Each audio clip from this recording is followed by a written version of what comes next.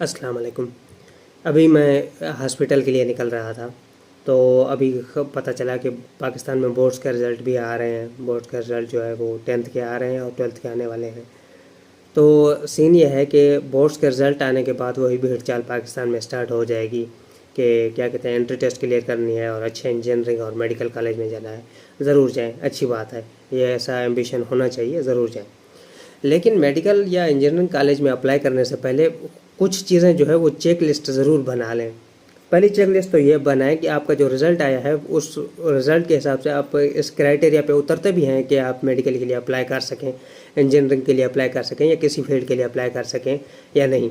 अगर आपका रिज़ल्ट ही इतना मतलब क्या कहते हैं बी ग्रेड है या बी माइनस है या सी ग्रेड है, तो फिर ये इसकी उम्मीद ही छोड़ दें, अप्लाई करना ही छोड़ दें, फालतू के फॉर्म वगैरह के खर्चे छोड़ दें। फिर किसी क्या कहते हैं गवर्नमेंट में बीएससी या कुछ ऐसा सब्जेक्ट करके ग्रेजुएशन करें। और दूसरी बात यह है कि रिज़ल्ट आने के बाद अपने पेरेंट्स को बैठ के समझाएं। पेरेंट्स को कुछ चीज़ें बैठ के समझाना बहुत ज़रूरी है। हमारे पेरेंट्स जितने भी, हम रूरल एरियाज से आते हैं, मोस्टली किसान हैं, और हमारे वालिदैन को इतना पता नहीं है कि क्या कहते हैं यूनिवर्सिटी में क्या सीन होता है या कैसे कैसे जो है वो अप्लाई किया जाता है। वो अगर आप कहेंगे कि एकेडमी के लिए पैसे दें या फार्म के लिए पैसे दें तो वो हमें दे देते हैं, कोई ऐसा बड़ा मसला नहीं है।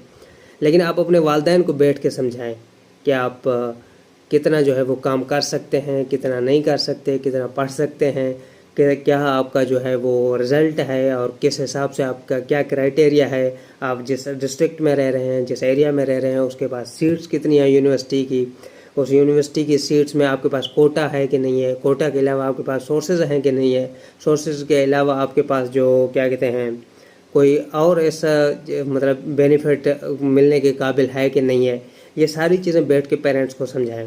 जब तक आप समझाएंगे नहीं तब तक आपको पेरेंट्स तो पैसे दे देंगे, लेकिन एंट्री टेस्ट गुजरने के बाद आपको इतना दिमाग ख़राब होता रहेगा। पेरेंट्स पूछते रहेंगे कि आप यूनिवर्सिटी में क्यों नहीं जा रहे, क्यों नहीं जा रहे, क्यों नहीं जा रहे।